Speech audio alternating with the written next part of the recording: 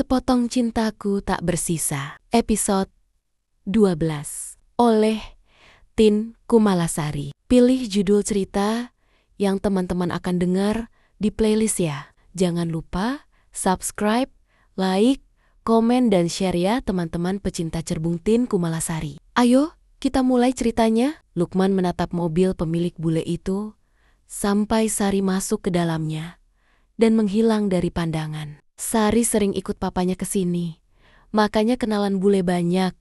Gumam Lukman tak peduli. Sambil masuk ke dalam rumah besar yang terasa lengang, ia merasa seperti terpenjara di dalam rumah mewah ini. Seperti burung dalam sangkar emas yang membuatnya tak bisa berkutik. Ingin ia lari, tapi kakinya seakan terjerat oleh ampatan-ampatan ayah angkatnya yang selalu mengingatkan apa yang pernah dilakukan olehnya untuk keluarganya. Ditambah yang katanya ada pesan dari ayahnya sebelum meninggal, yang katanya ia harus selalu mengikuti Om Suroyo yang akan menganggapnya sebagai anak sendiri. Sekarang ini, Lukman tidak peduli apapun. Ia tak punya pegangan, tak punya keinginan, dan pasrah akan apa yang akan terjadi. Jiwanya benar-benar kosong. Ada keinginan untuk menghubungi Sari, tapi ia yakin Sari akan mengatakan hal yang sama ketika terakhir kali bertemu dengannya. Intinya adalah, Sari ingin agar Lukman menuruti apa kemauan Om Suroyo. Lukman menitikkan air mata. Ia hanya mencintai Ristia. Hanya Ristia. Sampai malam Sari belum pulang. Entah apa saja yang dilakukannya. Tapi ketika ia mendengar Sari menggedor pintu, Lukman membukakannya dan mendapati Sari pulang dalam keadaan mabuk. "Apa yang kamu lakukan?"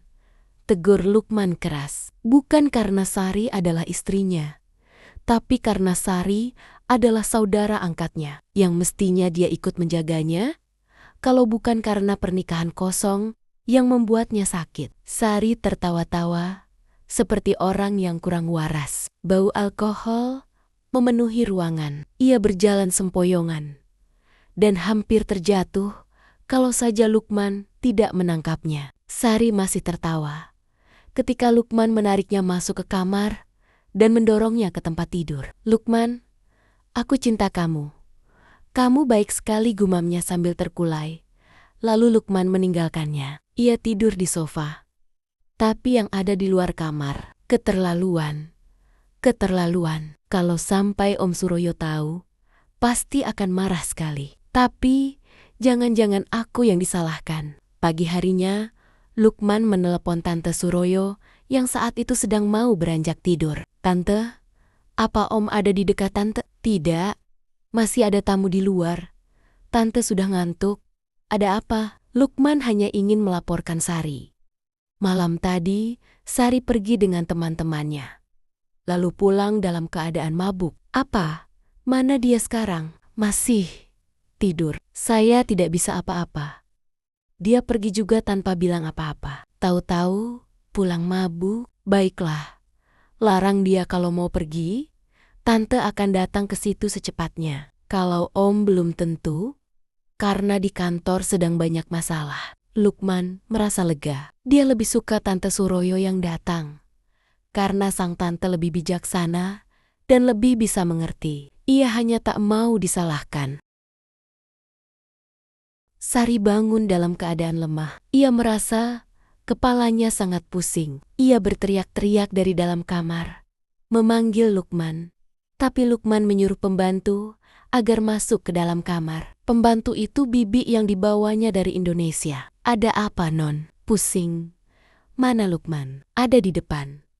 Tadi menyuruh saya yang masuk." "Non Sari mau minta apa?"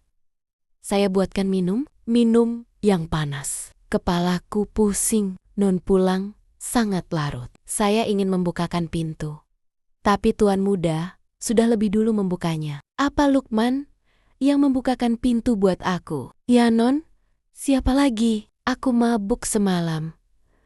Cepat pergi. Buatkan aku minum. Bawa kemari." "Baik, Non." Pembantu itu pergi. Hapsari duduk di sofa yang ada di dalam kamar itu. Ia ingat semalam pergi bersama teman-temannya, dan itu amat menyenangkan. Ia sudah berjanji bahwa nanti akan pergi lagi, karena ada yang ulang tahun dan akan mengadakan pesta. Ini minumnya, Non. Pembantu membawa minum coklat panas yang diletakkan di atas meja. Mana Lukman? Tadi ada di depan. Buat sarapan seperti biasanya. Aku mau roti lapis keju. Roti bakar. Baik. Sari menikmati coklat panasnya sambil sebentar-sebentar memijit kepalanya. Ketika Lukman masuk ke kamar untuk mengambil baju, Sari memanggilnya. Lukman, nanti ada teman aku yang mengadakan pesta ulang tahun. Kamu ikut ya? Apa? Tidak. Tandas, kata Lukman. Semua orang membawa pasangan. Tapi aku tidak. Terserah. Terserah. Dan aku ingatkan kamu. Jangan pergi dan mabuk-mabukan seperti semalam. Apa kamu peduli? Aku peduli bukan sebagai suami kamu, tapi sebagai anak angkat keluarga Pujo Suroyo. Aku tetap akan pergi. Sentak Sari sambil keluar dari kamar, sementara Lukman pergi mandi.